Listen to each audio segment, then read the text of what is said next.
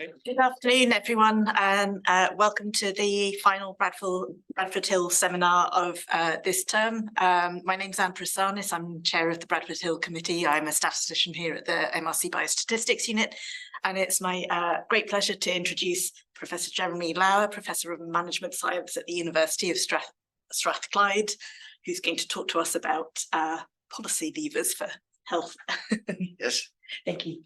Thank you. And thanks to all of you who I can see joining online. I think these hybrid events are one of the good things that have stayed with us after the pandemic.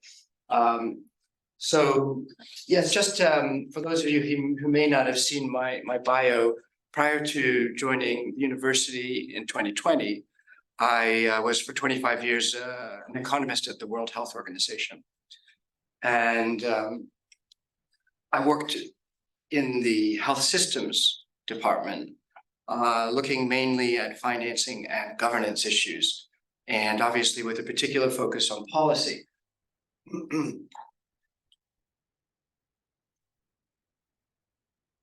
So what I'm going to propose to talk about today, is that disturbing, by the way? Maybe I can take that down on the side.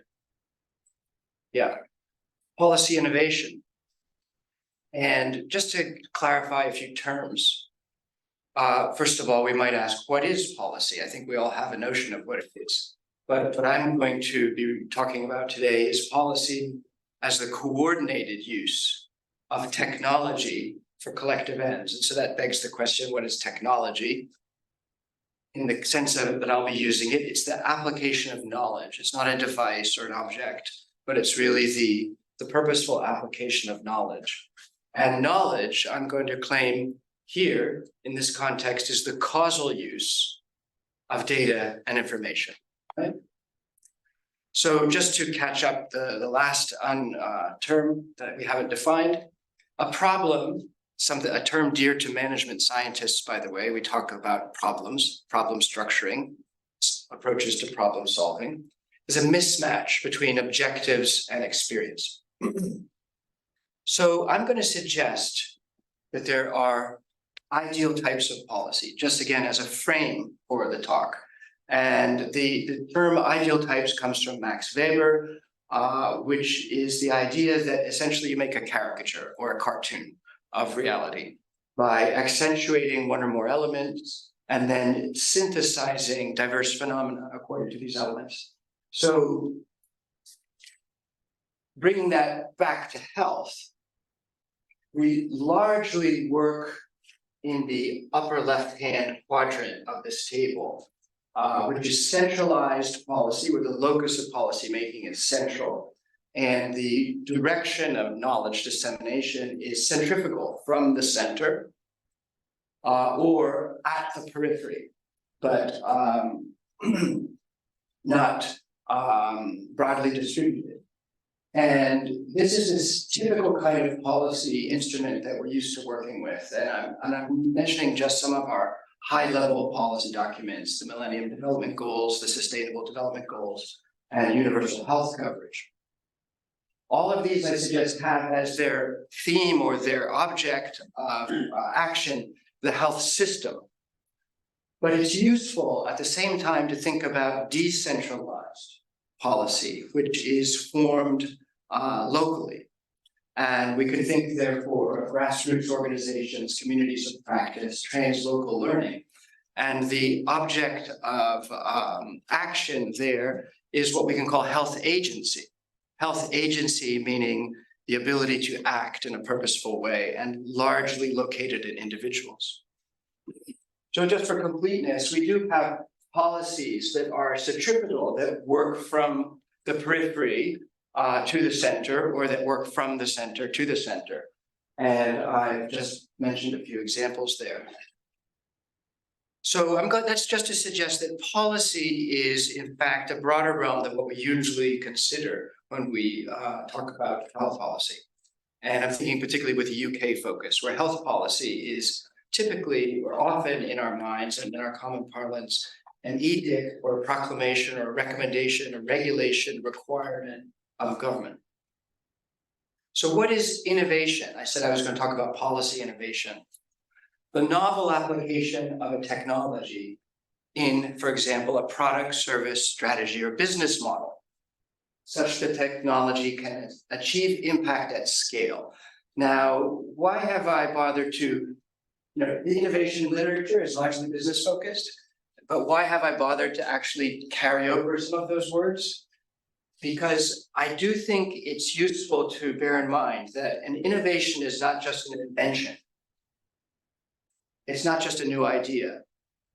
An innovation is encapsulated in a particular platform that allows it to be transmissible and to achieve impact at scale. We have many good ideas that go nowhere. They're not innovations. So policy innovation that I'm interested in is really the creation of novel policy that it can achieve impact at scale with respect to health, sustainability, and climate. Now, let's just pause for a second also to think, and I'm from a global health background, as I said, 25 years at the WHO, and my thoughts are still there, if you like. How do we achieve impact in global health? What is our model for impact? So I'm going to propose a logical framework, which is, again, a cartoon, if you like, but that flows from financing or raising and pooling of funds through procurement, purchasing of goods and services, supply chain, moving goods and services from the supplier to the end user, and finally delivery to the right person at the right time and in the right way. So I just want to point out that this framework that I'm using here is incomplete, if you like, because policy comes first. Policy is prior to action. Policy establishes not just the goal of where we want to go, but the methods of how to reach it. And so therefore, it colors everything. Main objectives of this talk, foreshadowing here. I will suggest that global climate and sustainability policy lag far behind global health policy. I will suggest that the implementation of the same lags even farther behind. Nevertheless, I will suggest the level of implementation of global health policy is nevertheless virtually zero in most cases outside of high-income countries, but that the exceptions to the virtually zero rule are pregnant with lessons, and that we should be, if you like, more curious about these successes. And when I say we, I'm thinking about my global health colleagues. The importance of transdisciplinarity. Well, it's often said in the literature that I read that innovation, the source of innovation is metaphor, by which we mean carrying across. Meta plus phero, to carry something across. And that it is, let me just back up for 1 second, that an example of a metaphor, all the world's a stage. When we say all the world's a stage, what we're intending to do is say that we can gain insight about the world by thinking about the stage. So carrying across meaning from one domain to another is typically the source and the engine of innovation.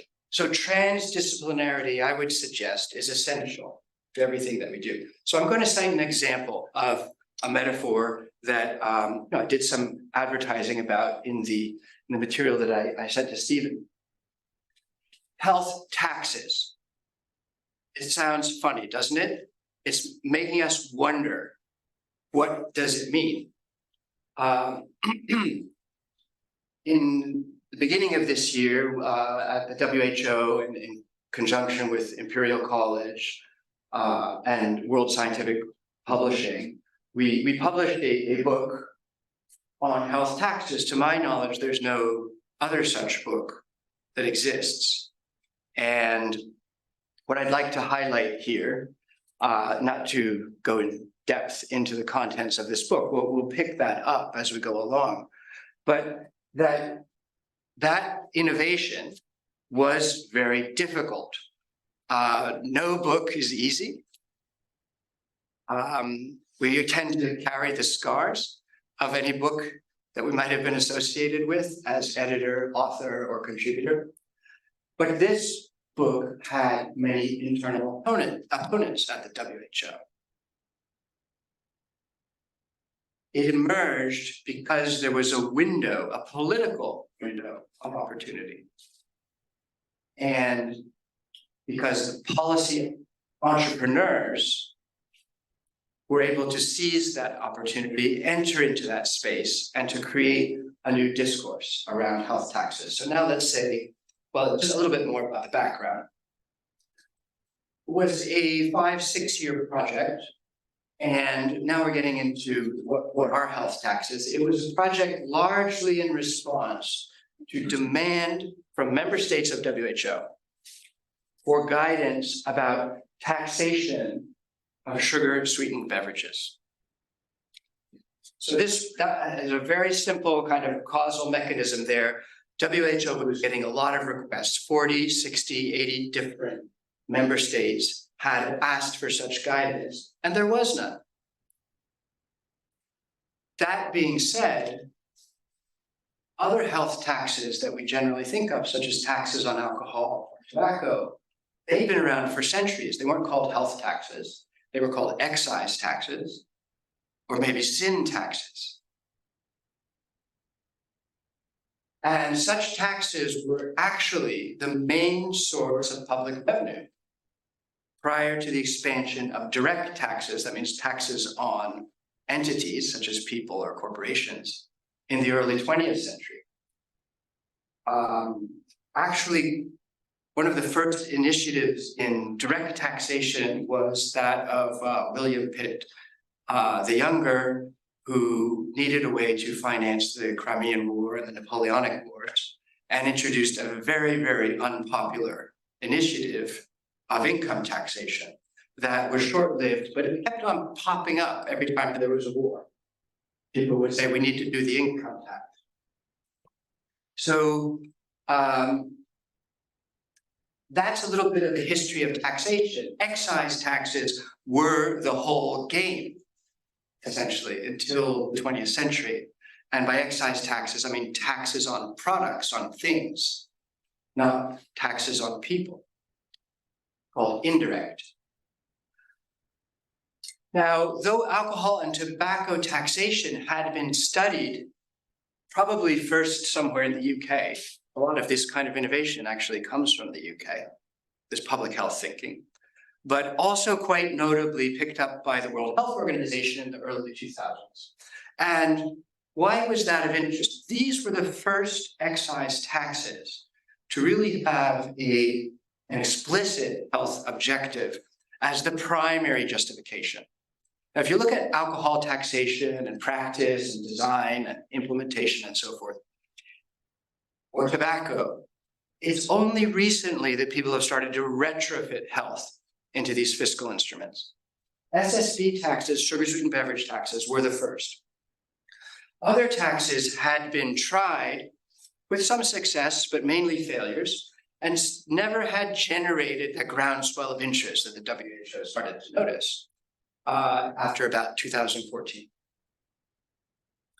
So in around 2014, and largely because of the UK and Mexico, two quite significant jurisdictions began to adopt taxes on sugar-sweetened beverages in the absence of any specific global policy, right? So here's an example of bottom-up or decentralized movement from the periphery to the center. And this fact created a window of opportunity at WHO for new work on what we started to call health taxes, like environment taxes. And it took quite some time before there was a global policy instrument, which we can call in shorthand the WHO Best Buys. That is to say, a publication that is approved in a resolution of the World Health Assembly, and that has a menu of interventions that are ranked according to their good buys, best buys, or not on the list.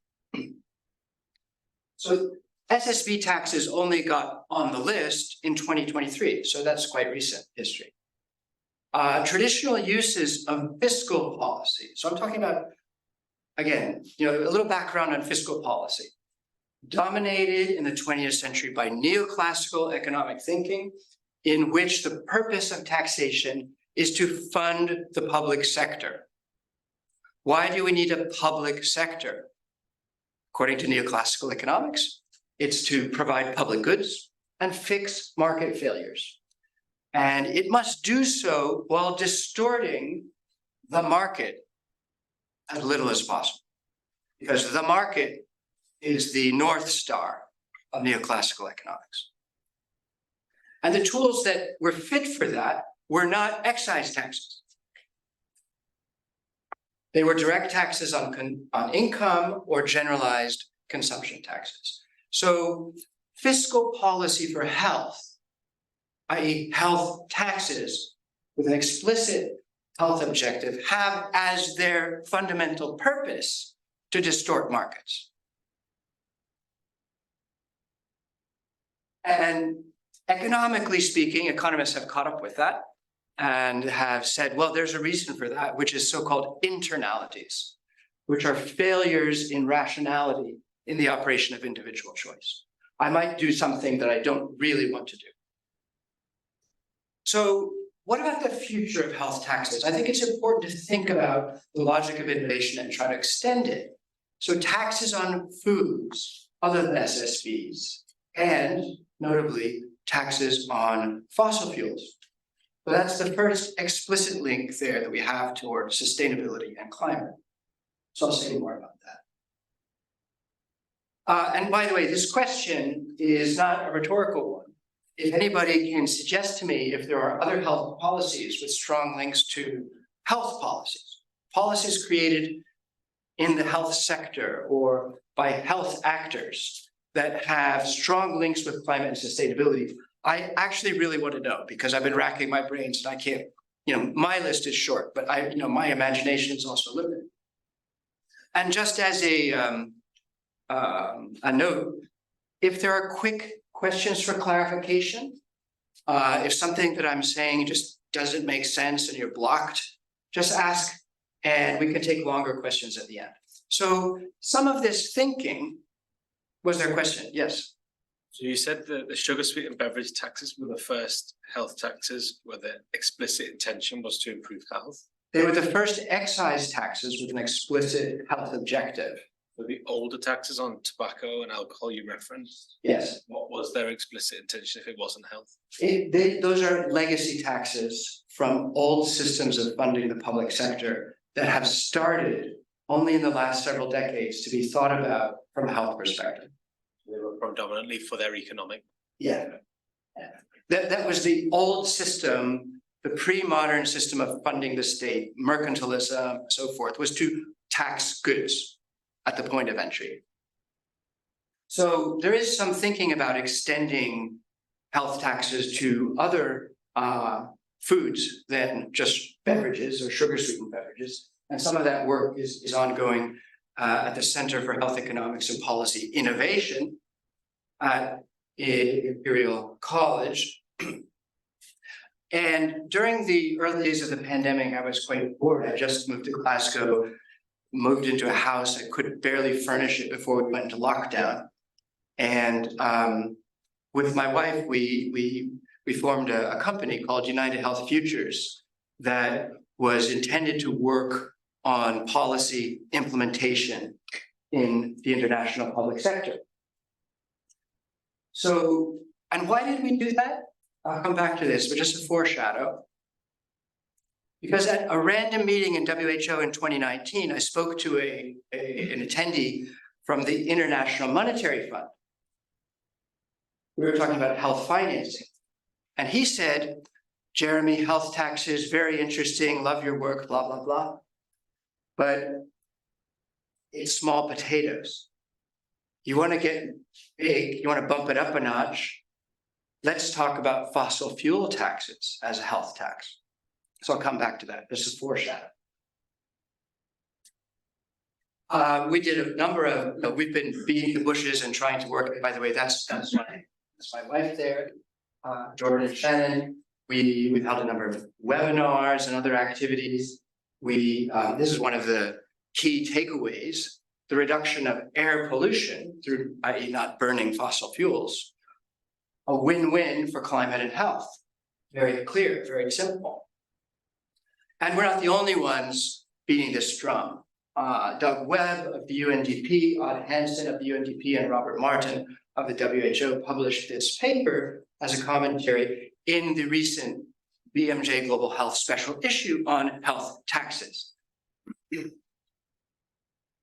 And we will be shortly coming out with, in conjunction with Alma Economics of London, with a publication on fossil fuels taxes. Evidence-based advocacy, I call it. Why is it important to link health to climate and sustainability? Why don't we just go for the big problems, climate and sustainability? Why don't we just go there directly? Well, unfortunately, I'll make a bit of an exaggerated argument here. Was that a question? No, I was gonna answer the question. I was going to say, well, people want to think that they have a stake in it. Like people more, it joins both the individualist and the collectivist. Excellent. I love that. Yes, I agree. You know, adding health to climate increases the salience of the objective. But the caricature, the argument, the exaggeration, the hyperbole I'm going to engage in, pace, you know, just bear with me. You may have counter arguments. We can take them up in the end. Global climate and sustainability policy is primitive in comparison with global health policy. How did it start? In 1992, the Global Framework Convention on Climate Change was signed. In 1997, we had one of the first major global instruments, the Kyoto Protocol, and in 2015, the Paris Agreement, where we got these temperature anomaly targets. Keep the anomaly, that is to say, the average mean global temperature as compared to pre-industrial levels, less than an additional 2 degrees, and if possible, less than 1.5.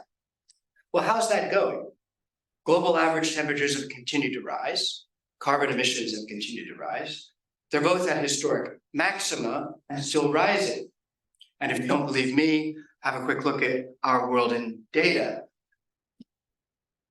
where you can see that these policy instruments haven't had any discernible effect on climate and sustainability. So I'm going to claim that the sum total of global climate policy are these two phrases. And I think that's a problem. I think that's a problem for climate and sustainability policy, that we have no global policy for what is in fact quite likely our most pressing, urgent, that is, and important global problem. In contrast, in 2000, the Millennium Development Goals were signed.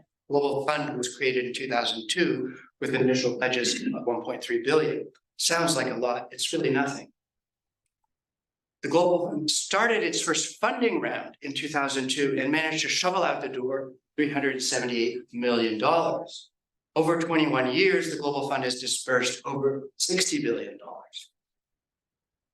And the results are striking.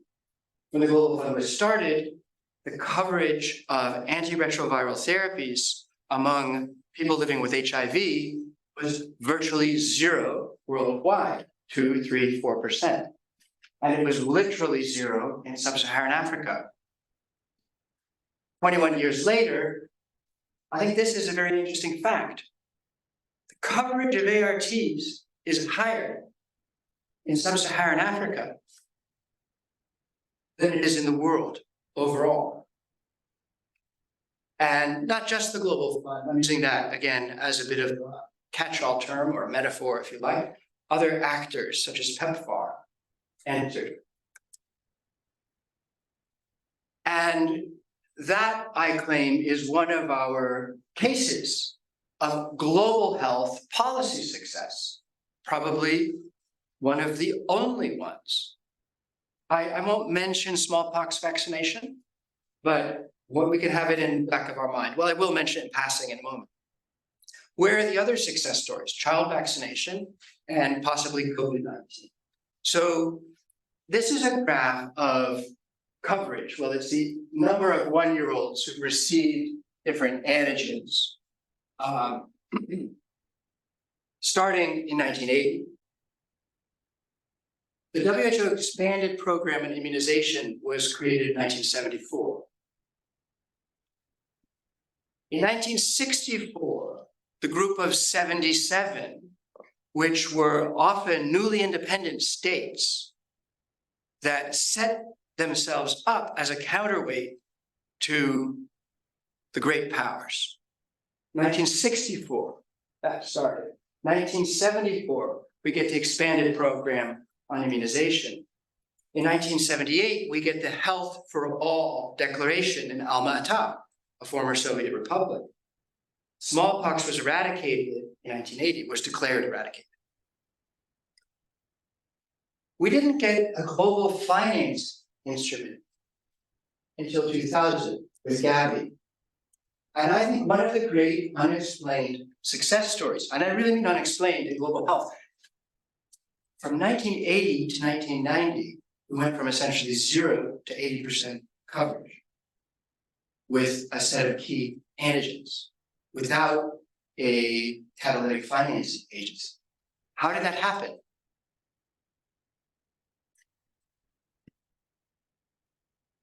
Now, with Gavi on the scene, other things happened that are quite important in the story, which is that the coverage rose significantly with the traditional antigens, and all of the new vaccines started to markedly increase at a very steep rate. But nothing like this 10-year increase from 0 to 80%.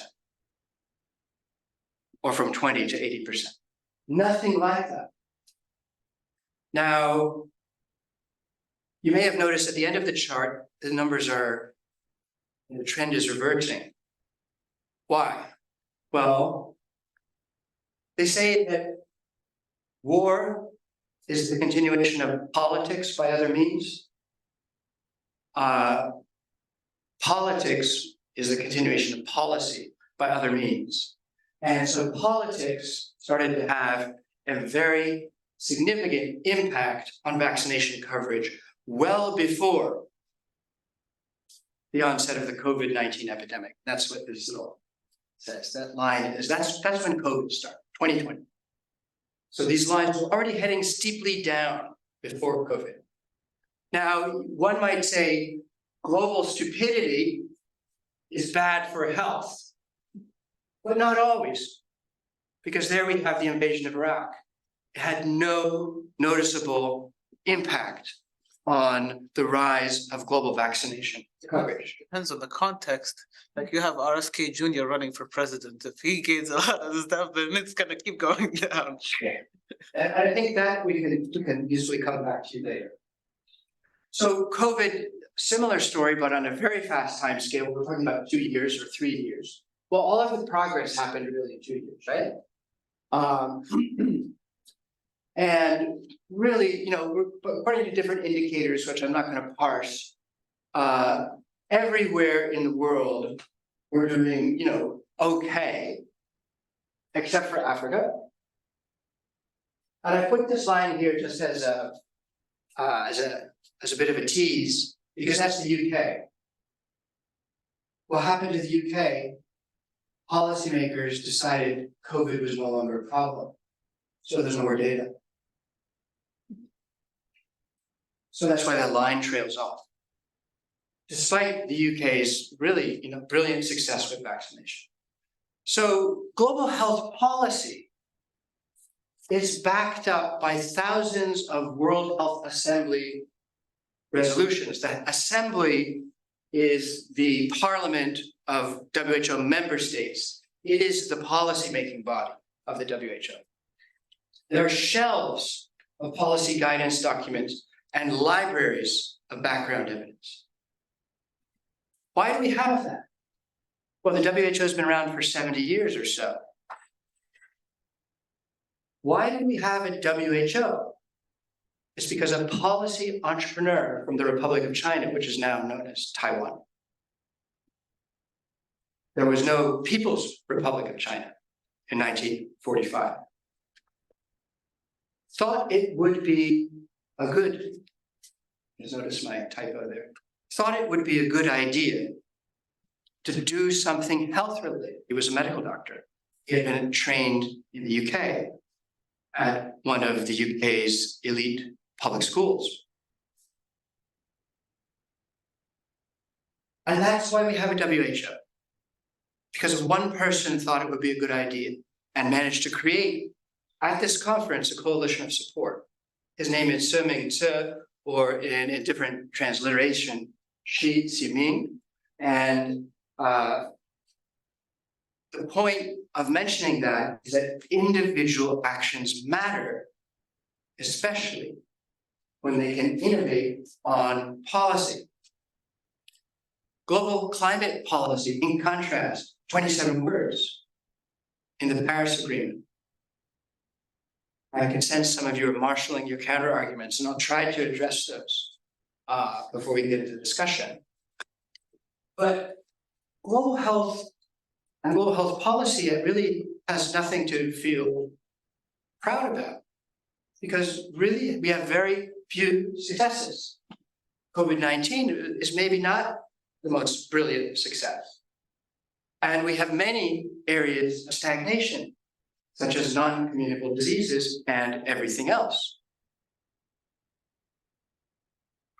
And I'm highlighting here, this is a snapshot of implementation progress.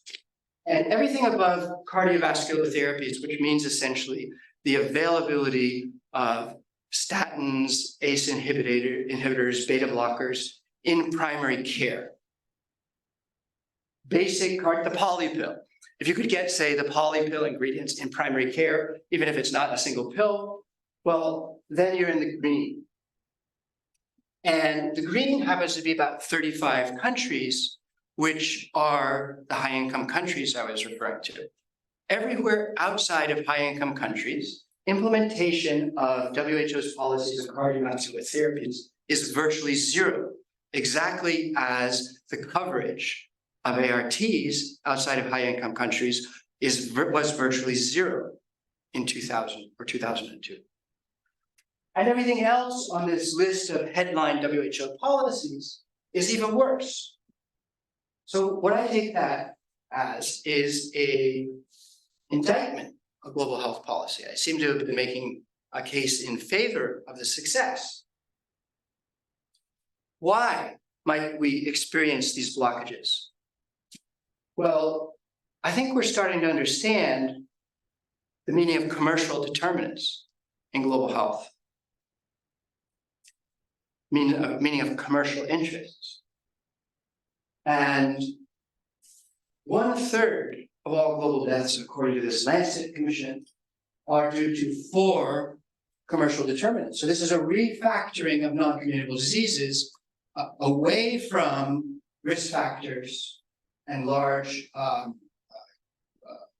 cause groups like cardiovascular to actual determinants. And all of these commercial determinants are amenable to health taxes.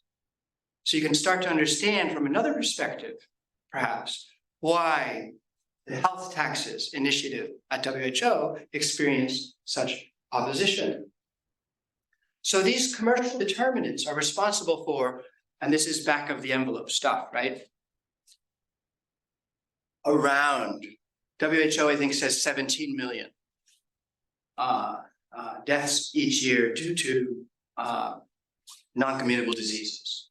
So around, out of the total envelope of deaths, which is about 60 million per year, a little less, a little depending on which year you look at.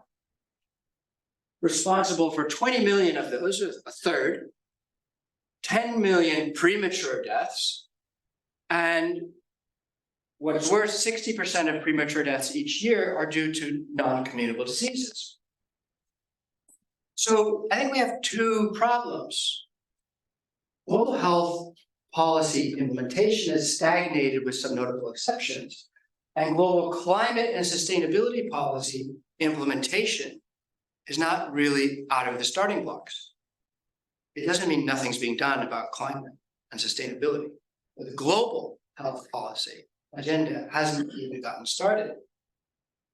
So what I'm seeing is a convergence between health policies, in particular fiscal policies, but I would be very interested to hear about others, around two areas, right?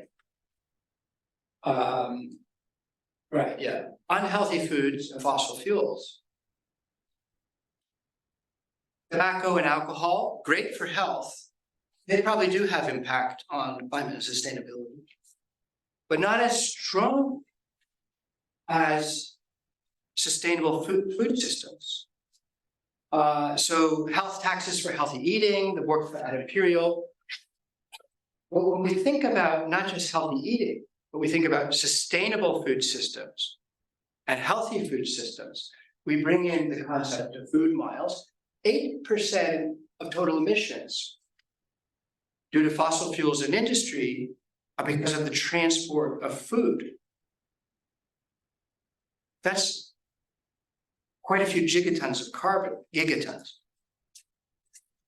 Policies to reduce industrial carbon, which have many other negative health externalities such as zoonoses.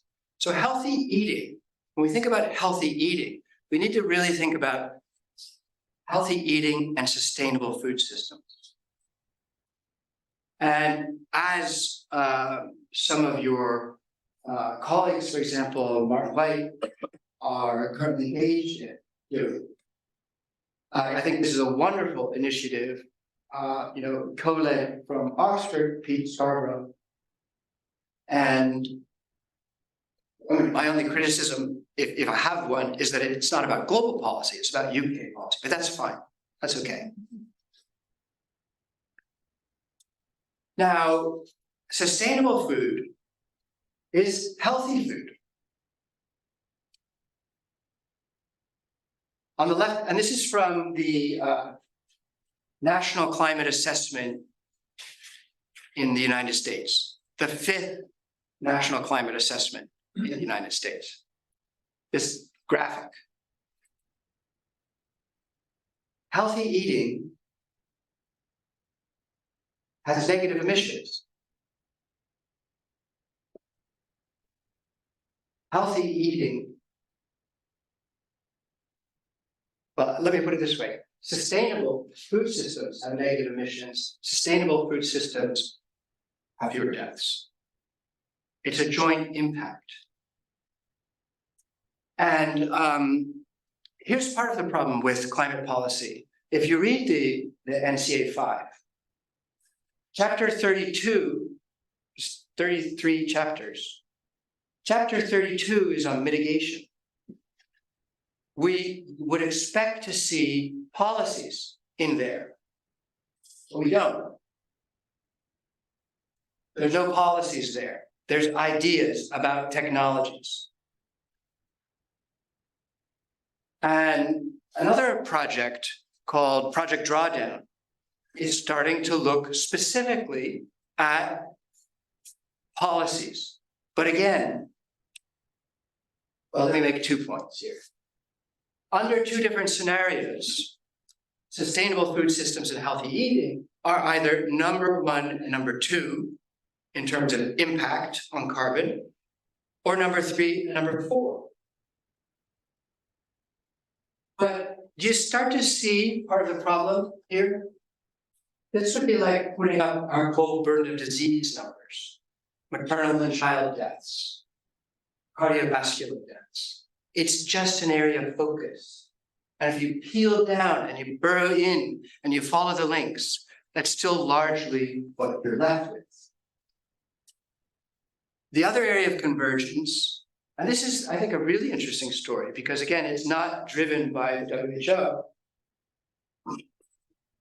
The burning of fossil fuels, dual impact on deaths and illness and disease due to air pollution, but also on climate, of course, through the carbon cycle. So reducing the burning of fossil fuels is a win-win for our 3 policy agendas. Now, when I say it's not coming from WHO, it doesn't mean that it doesn't have international currency, global support. It's the IMF, the International Monetary Fund, that is leading this agenda on fossil fuels. And they've done it with the help of some very interesting statistics. The world spends $7 trillion a year. Well, that was a 22 figure. That was a little bit elevated because of COVID support, fuel prices and so on. We felt that in the UK, right? The natural gas prices. So it's gone up a bit in 2022. But $7 trillion a year, of which 1.3 trillion is explicit subsidies, and 5.7 trillion are what the IMF calls implicit subsidies. Implicit subsidies are uncosted externalities. And so their headline message is, when you're buying fuel, and this is the consumers, firms, the price that we're paying is far too low by about 7 trillion a year. And there are quite a few actual cash transfers involved.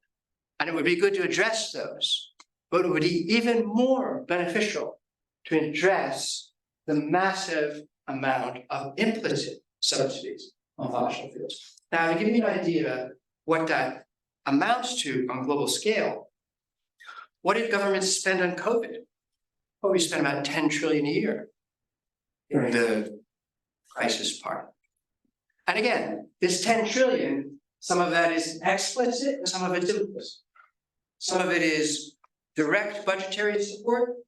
Others is concessional borrowing, what you call below the tax expenditures and rebates, so-called below the line costs. But 10 trillion a year, again, the IMF says it, not me. And that's for all sectors, both direct and indirect. So we did that, right? It wasn't easy, and we're still paying, the price in terms of the economy's heating up, there's too much inflation, our supply lines are a mess, but we did it. Why can't we address the $7 trillion problem of fossil fuels? Partly because climate has no intervention. So what I mean by an intervention is a causal narrative about an actor, a participant, a beneficiary that co-produce together through following this causal recipe, a specific outcome. We don't have interventions. We don't have policies in climate. This is again from the NCA5, the National Climate Assessment. These are their headline ways of mitigating climate change.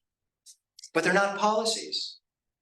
They're not innovations. They haven't been packaged in any kind of formula that allows them to go to scale. What are they?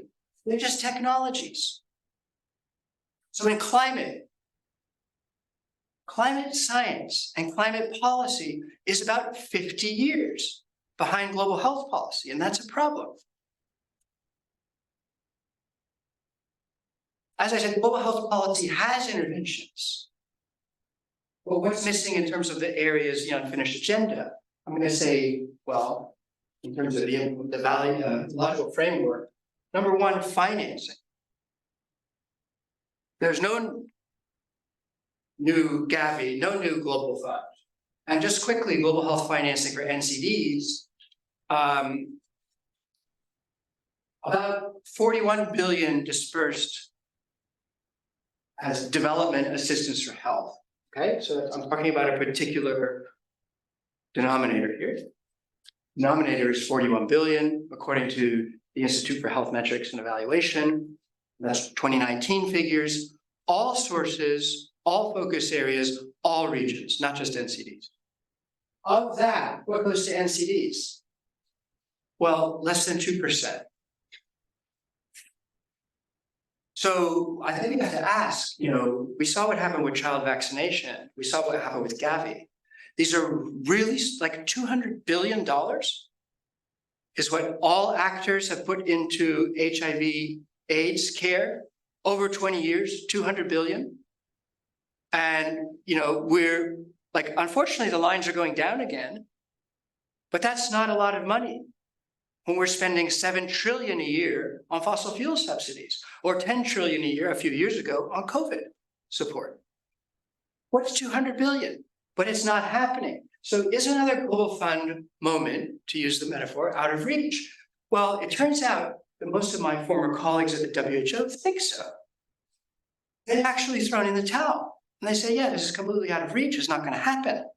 There will be no new multilateral financing for NCDs. Game over. They've gone home.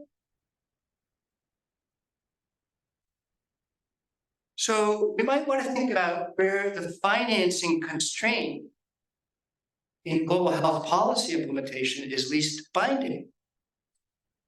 Population level policy is number one. But number two, health taxes. They're self-financing.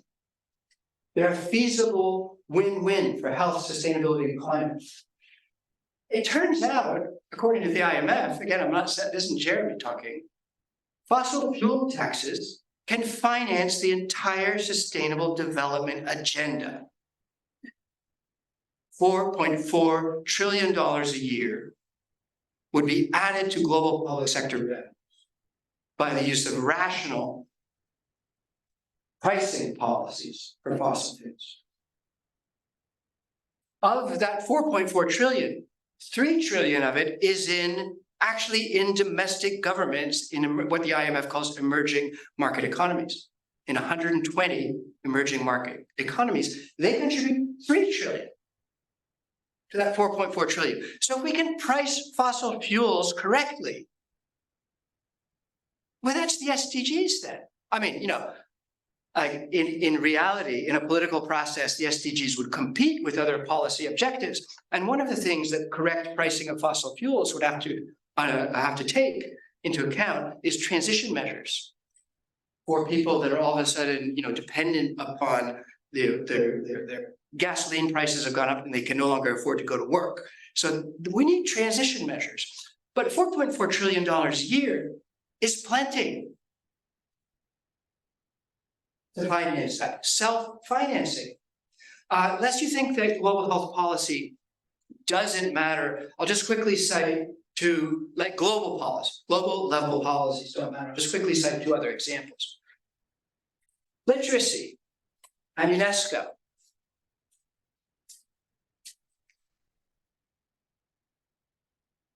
Skilled birth attendants and the MDGs.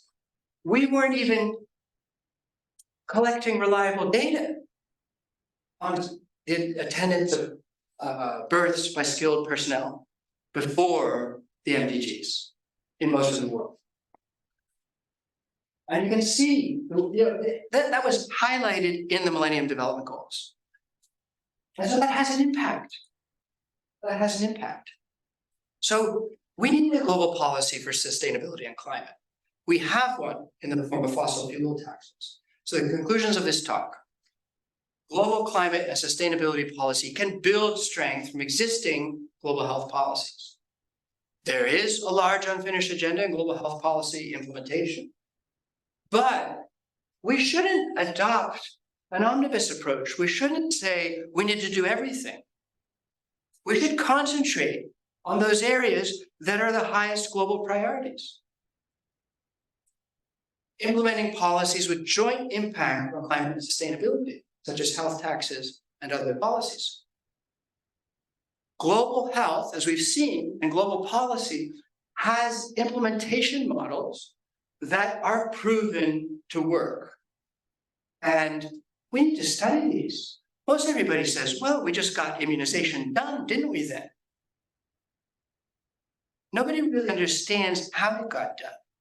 And similarly, for antiretroviral therapies, there is a lack, a startling and astonishing lack of curiosity of how we went from 0 to 74%. But that's just yesterday. Now we have to just, turn off the lights and close the door because nothing else is going to happen. That's the attitude.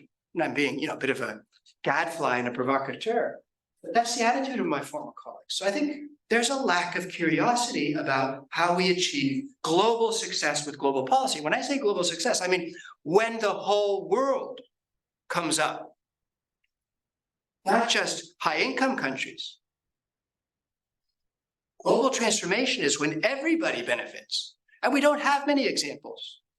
I'd be happy to hear other suggestions. Thank you.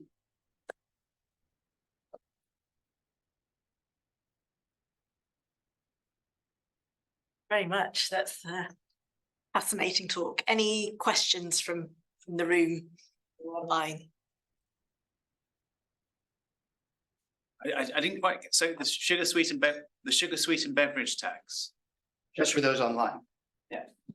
Sorry, so it's the sugar sweetened beverage tax. How is that linked? So I get it's primarily a health policy, but how is that linked to climate sustainability and its Sugar sweetened or outcome? Yeah, thank you. I don't think sugar sweetened beverage tax has a significant direct link to climate. What does is the broader agenda on fiscal policies for healthy eating, such as nutrient profiles, such as looking at healthy diets. That is going to have a massive impact on carbon, and it'll have another massive impact on health. So SSBs were just the harbinger of a new agenda. That's the main point I want to say. We didn't talk about health taxes before we got SSBs. And we didn't talk in this way before we got health taxes. Thank you. Are there any? There's 2 questions online at the moment. Sure. You want to read?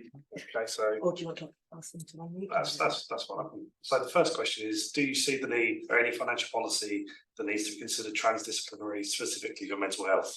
That needs to consider, sorry. Transdisciplinary specifically for mental health. Well, I'm not sure I completely grasp the question. So if the questioner wants to unmute and we can dialogue about that. I mean my simple answer is yes. Absolutely, yes. Has anybody noticed their mental health goes down when we have global crises? Such as COVID? Such as another one that, just out of deference, I'm not even going to mention because it's so polarizing. Our mental health suffers tremendously. So yes, I think is the answer. I don't know what that would look like in terms of fiscal policy. Can we just get the other question online and then I'll come over to you, Sarah? Yeah. And the other question is, should we, and if so, how can we position health and sustainability policies in the context of ecological and economic discourses? Well, it is happening, fortunately. And the COP, 28, it is about to kick off. And by the way, just, as a disclaimer, I haven't poured through all the COP documents, all the IPCC publications. Partly because they're just not that salient at global level. So they don't really form a part of the frame that I've built around this argument. But I just saw the other day an initiative that was co-sponsored by, was it France and Kenya for, it was a tax reform, but with a climate focus. So I think, you know, my sense is that when the IMF is starting to say it, and the IMF is mentioning explicit health objectives, and the IMF has now opened a funding window called the Resilience and Sustainability Trust. That means countries can apply for support, not for structural reform, but for resilience and sustainability. When the IMF has done that, I think we're going to see this move into the global economic discourse. I want to ask if you health taxes can impact conflicts, environmental conflicts, because I was thinking, for example, I am from Caribbean, and now we have a lot healthy problems because the water have a lot of contamination. So I was thinking the good impact about how health taxes can help with that kind of problem. So say a little bit more about the kind of conflict that you're experiencing. For example, we have a lot meaning there. So let's make that people have a lot of problems with water contamination. So I think maybe if you have more taxes there, like how taxes can impact with that kind of conflict. Well, yeah, I do think that's right. And you remember that list, the stacked bar graph that I shared, these are not policies, these are technologies. If we get fossil fuel prices right, everything on that list is going to happen automatically anyway, without any specific policy. Because those technologies will be implemented because all of a sudden they're attractive in the market. So we don't need, we need one single climate sustainability policy as a start, and I think that's fossil fuel pricing. Thanks very much. You said we should study why some things have worked and maybe other things haven't. Do you think it's something to do with the very powerful stakeholders who have vested interests in things not happening? In particular, the global food industry and the global petrochemical and pharmaceutical industries. Yeah. And those barriers make it very difficult to even start having conversations, because the people that get elected to represent us, their election programs are funded by those very same people, and therefore there has to be payback. Yeah, no, thank you, Professor Simon. I agree completely. That's why we see the blockage, and that's what I meant to, in a sense, allude to by signaling commercial determinants.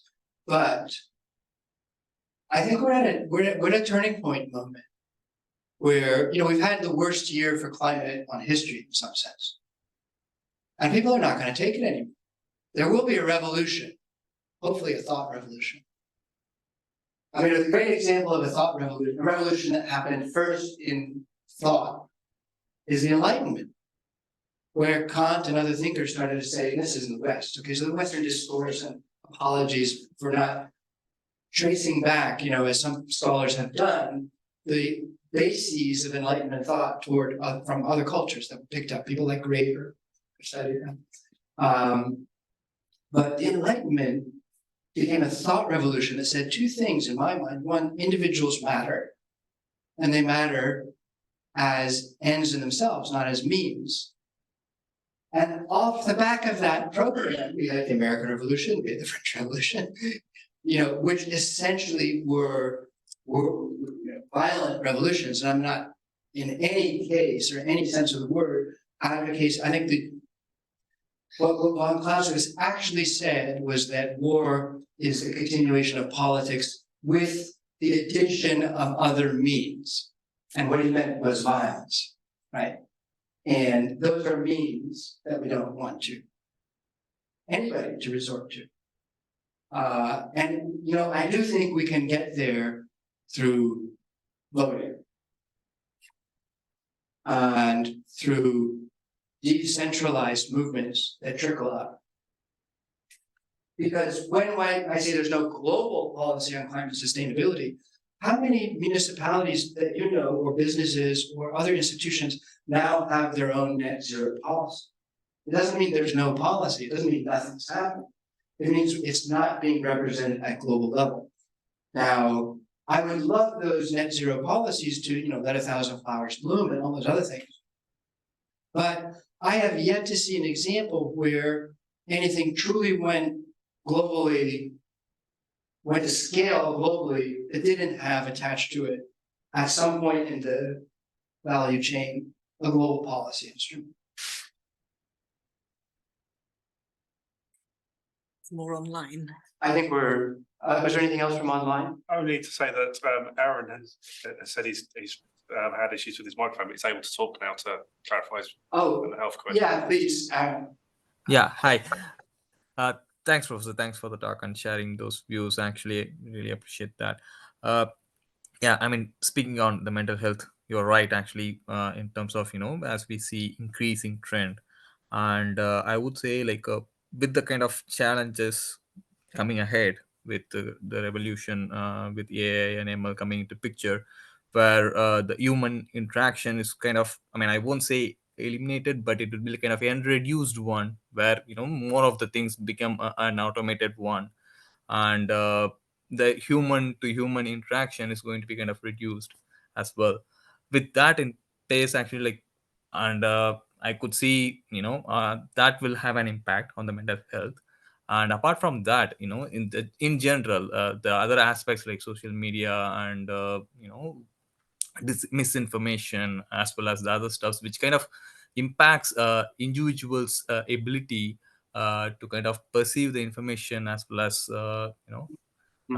kind of create those kind of stress, and it in turn actually kind of having impact on the mental health. So I mean, I could clearly see there might be some way where we need to kind of define interdisciplinary policies that will have, or finance the planning and the project actually towards mental health actually. Well, I mean, that is in a sense, the unstated goal here is to spark imaginations to think about where we can carry across meaning from one domain to another one, and we can find solutions that didn't seem possible before. So, Arun, I mean, I thank you very much for those remarks. I completely agree. Misinformation, I don't know if you, or disinformation, let's say, meaning intentionally misleading communication of information.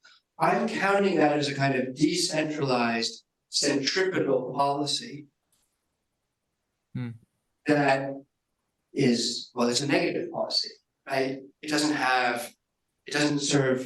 serves the interest of perhaps an elite group or those that have certain vested interests. But I think misinformation is something that we can, sadly, policy is one of the most boring words in the English language, right? And we need to figure out a way to make it interesting. And we need to use the same tools that, these negative social media are using, but for positive ends. Thank you very much, everyone. Thanks, Professor. I believe you'll be around this afternoon if anyone wants to interact at all further with Professor Lauer. Yeah, I think I'll be going to the Department of Public Health and Primary Care for a meeting, I hope between 2:30 and 3. But otherwise, if you want to see me, let me know soon. So I just won't take a train, I'll take a later train back to London. Great. Thank you so much for a fascinating talk. Thanks. Thank you.